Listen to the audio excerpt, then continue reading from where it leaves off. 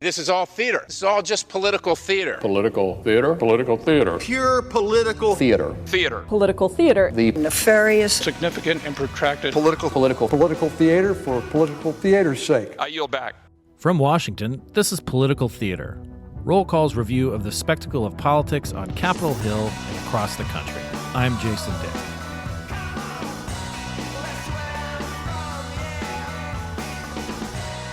When people talk about the movies, DC is not the first place that comes to mind necessarily, but there is a vibrant film culture here with an audience that craves blockbusters, independent fare, foreign movies, and documentaries. Over the past 3 years, DC Docs has carved out a space for nonfiction movies with its annual festival, and that presence might be more important than ever for the future of the genre, which has been rocked by some pretty rough headlines in the last year.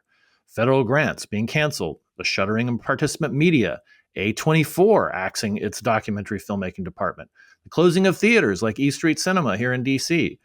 So with us to discuss this year's festival and some of the issues surrounding it is Sky Sitney, its co-founder and director. Sky, welcome back. We're making an annual thing of this, you on the podcast, as well as kind of like DC Docs itself. So welcome back. Thank you so much. Thrilled to be here.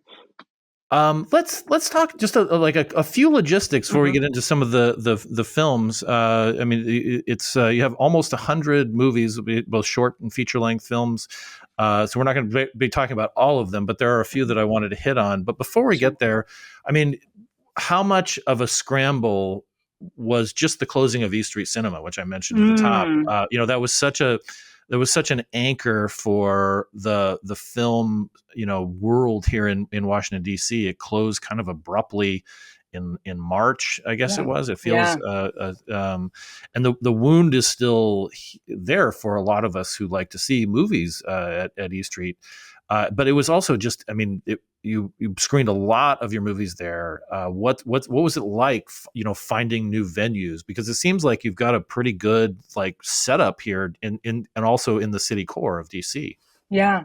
Well, I mean, it was very, very shocking and disheartening to lose that venue, not just for the festival, but as you were suggesting, for all of DC, the DC community that really enjoys art house cinema. There's very few places left for us to have that. But of course, from the festival's perspective, it represented a real crisis that gratefully didn't stay a crisis for too long, because quite frankly, we were able to pretty quickly replicate, at least structurally and architecturally, what that landmark meant for us by finding a neighboring multiplex, the AMC Regal Gallery Place. And we're very excited actually about that partnership. They have beautiful theaters and it's in the same campus. And that's actually one of the things that's most important to us at the festival, which is creating an intimate space where people can run between screenings, run into each other, chatter about what they've just seen and what they're about to see.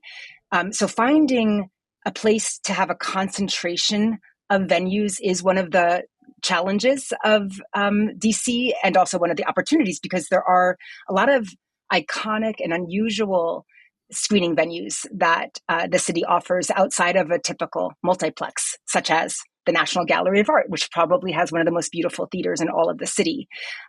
Woolly Mammoth, which we're outfitting this year to have a wonderful screen.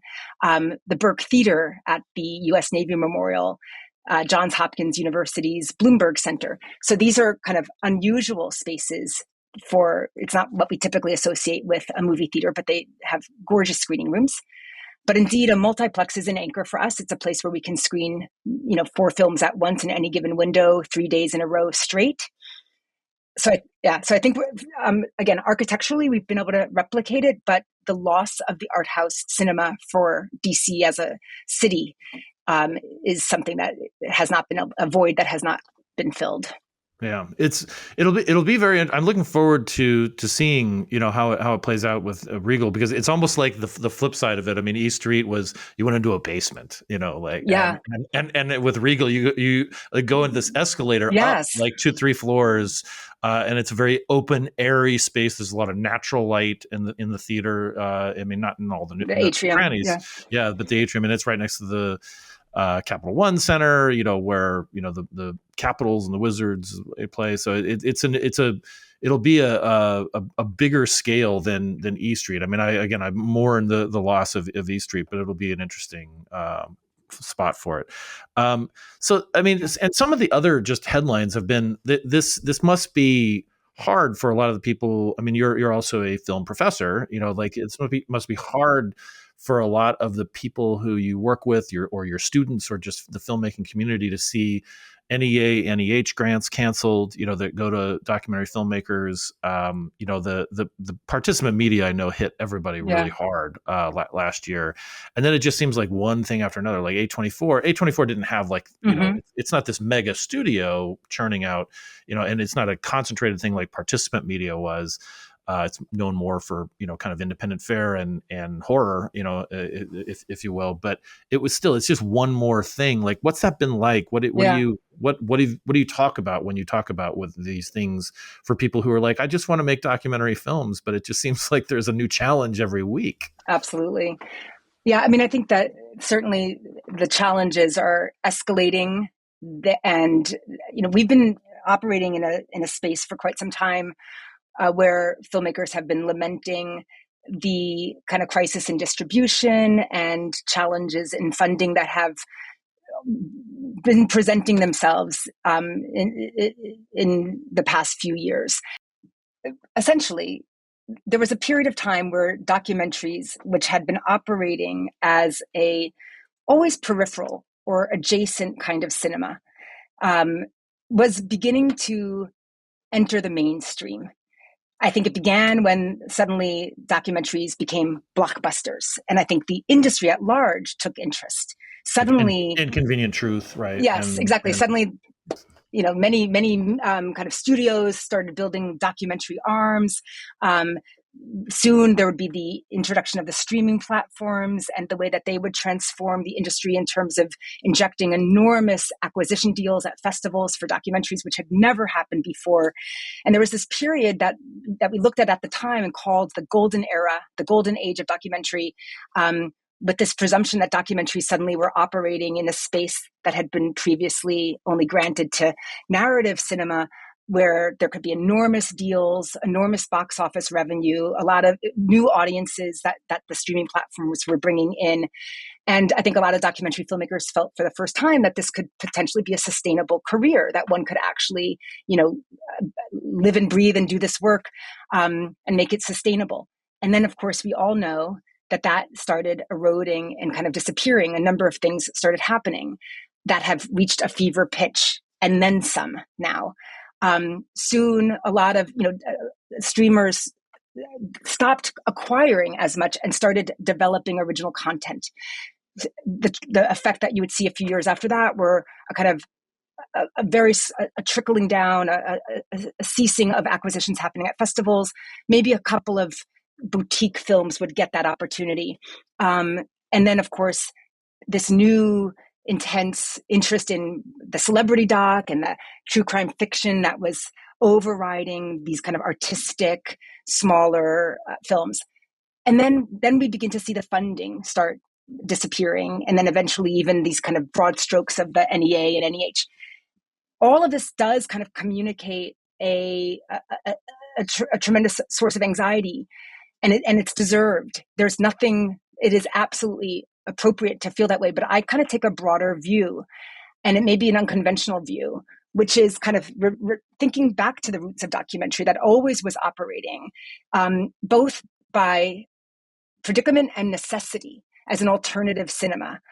The predicament is just that it's never really been able to, nor should it be, playing in the same space as narrative film. It's meant to be doing something different. And I think this false moment where we believed that it could operate in that same field always was going to fail, always was going to run out its course. It was always already destined to kind of exhaust itself in that space. So it's a predicament that we're in this position, but I think it's also a necessity, because I think the work that documentary has to do must be oppositional. By definition, I've said this before, so forgive me if you've heard this. By definition, when a government funds the arts, it's called propaganda. It doesn't actually mean that it really is. And I'm by no means trying to dismiss the incredible work of artists who have been supported by entities like NEA and NEH. And I'm not really saying this literally. I'm using it more as a deliberate provocation. But there always are strings attached in that kind of negotiation with government money. And when documentary film is at its most aspirational and does the work that it's really has the potential to do, it really cannot be beholden to those kind of limitations. Now, the reality is, I've been in this space long enough. All documentaries perhaps are a degree of propaganda. We might swap out the word, have a deep-rooted perspective. If propaganda is about advocating for a particular way of thinking, advocating for a particular kind of action, all documentaries or most of them are advocating for something. They're advocating for a point of view. They're advocating for empathy towards certain situations. But I think that we have gotten ourselves to a place where we've lost sight of some of the compromises that have come through the years with documentary entering into this field, into these spaces.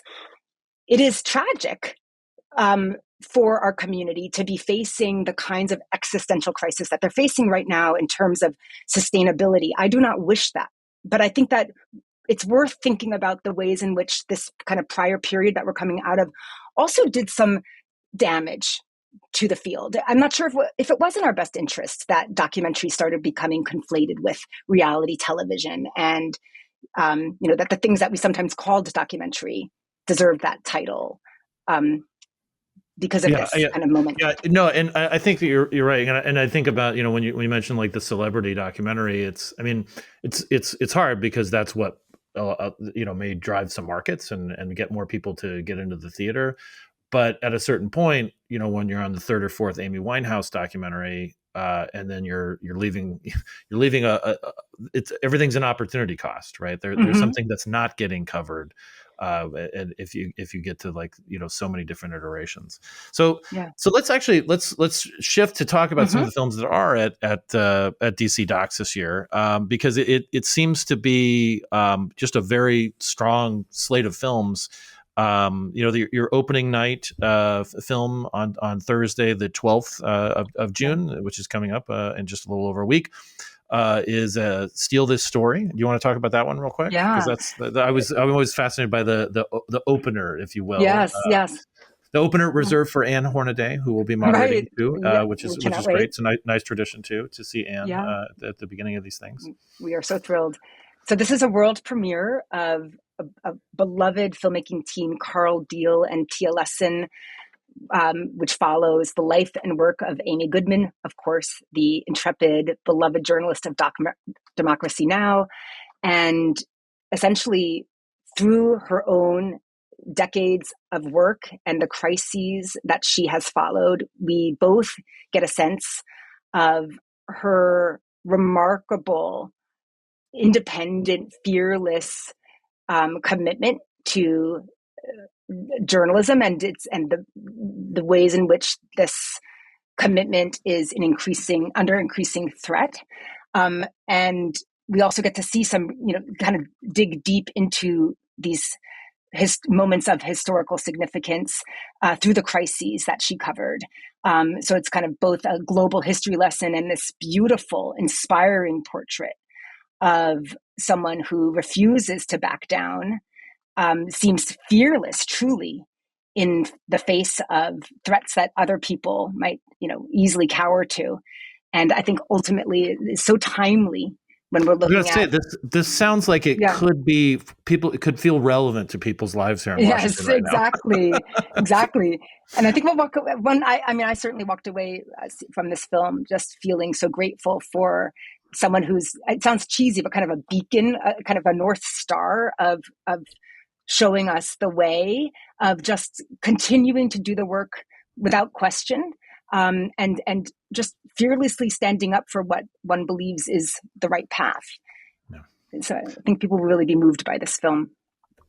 You also have quite a few movies about, well, not quite a few, but you have several movies about Ukraine, about the war in Ukraine. Some short, some feature length, and again, it just couldn't feel more relevant. We've gotten used to thinking that there's this weird stalemate, just as this war drags on, and then just this week we see that this like counteroffensive or this drone attack by Ukraine in deep within Moscow, even all the way not to Moscow, but like all the way to even to Siberia and so forth, and then peace talks. So it's like it's history unfolding before our eyes. And then I wanted to just mention two other movies for sure. I mean, like there are so many that we could, Uvalde Mom, which is about a mom whose child was, a victim at the Uvalde shooting in Texas a few years ago.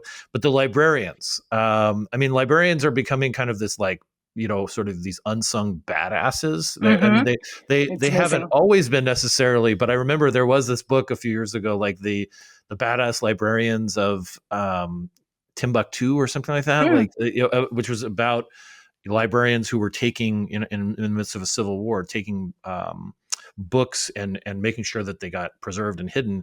And that seems so far away. And now we have literally libraries under attack, including the Library of Congress, which the president is trying to assert authority over, even though it's a legislative entity. It's a division of the legislative branch. Again, these movies were in production years ago. Yeah. None of these movies were created since January 20th of this year. And the current environment that we've found ourselves in the last few years. I mean, does it always work out this way, that there are movies that just seem to arrive and it seems planned, but like it obviously nobody could have planned for this environment. Right. I think in my many, at this point, decades, or at least a couple and a half of decades, there's always this incredible surprise of films that seem to be magically speaking to something that is unfolding in real time. And you're absolutely right that the kind of metabolism between when the trajectory of when a film is made and what's happening in this particular moment are completely disaligned, but they come together. And then the inverse of that is many people often assume that when they come to a festival that they're going to be seeing things that are covering precisely what's happening in this moment, not realizing, that the seeds are planted for these films years, sometimes many, many years before they actually come to screen. So for every film that we're showing, as you noted, we're showing nearly 100. There are thousands and thousands of other films that unfortunately don't make the light of day. But the cream of the crop are really able to speak, so have this kind of perspective that allows us to connect with the current moment. I think with The Librarians, the filmmaker Kim Snyder saw something coming.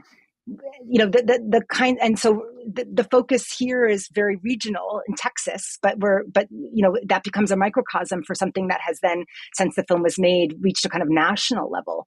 And she had the perception and the capacity to recognize that this was a foreboding sign of something to come. And by the time that, the festivals arrived, it seems to have reached a kind of climax. Well, maybe we're not quite there yet. I wish I could say we're at the climax of it, but it's certainly reaching a more climactic moment.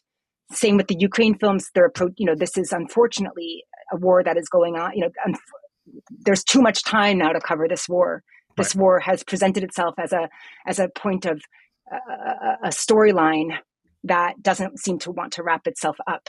And I think actually this is a moment where we can see the power of documentary filmmakers to remind us, after the news cycle has worn out the interest of its general audiences, to insist that we continue to remember, to think about and reflect and confront these things that are happening outside of the appetite of the news cycle. Yeah. And so one film in particular, 2,000 Meters to Andriivka, is the follow-up of the Academy Award-winning film 20 Days in Mariupol, which we were honored to screen 2 years ago. It immerses you literally in the war zone, embedding with a particular troop who are trying to liberate a tiny town under Russian occupancy.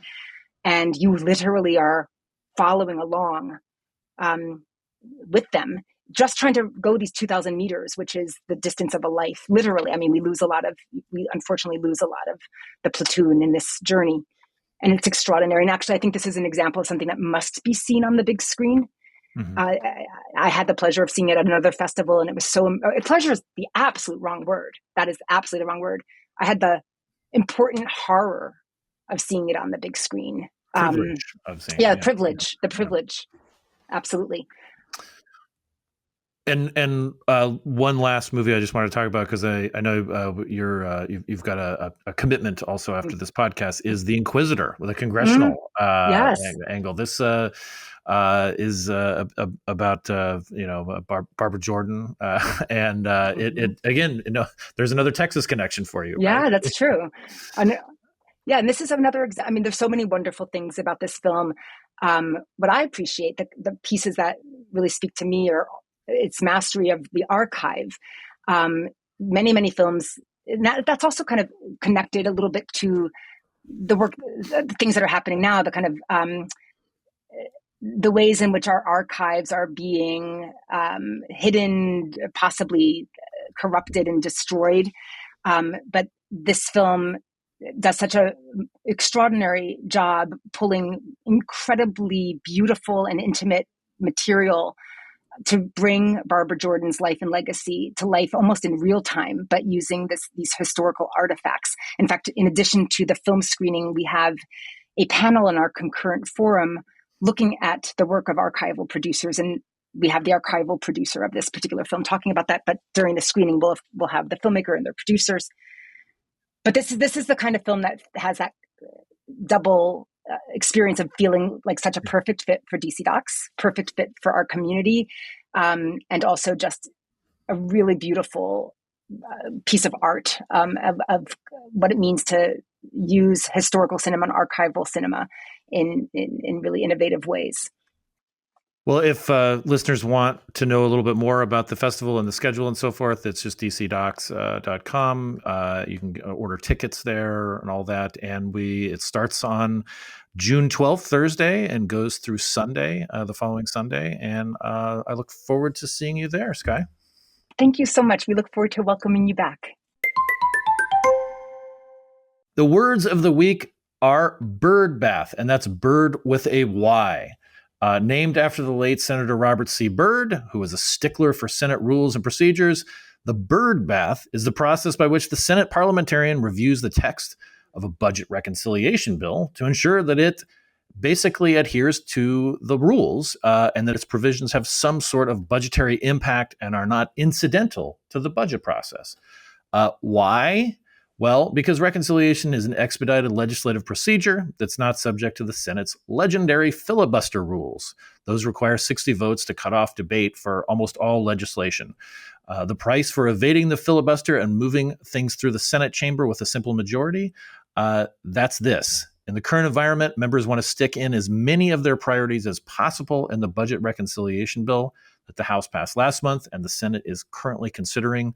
The Byrd Rule and its ensuing parliamentary bird bath is designed to keep the budget reconciliation process as closely aligned with, well, a budget. So there you have it, bird bath. You'll be hearing that a lot if you cover or are tuning in to the budget reconciliation process in the Senate this month.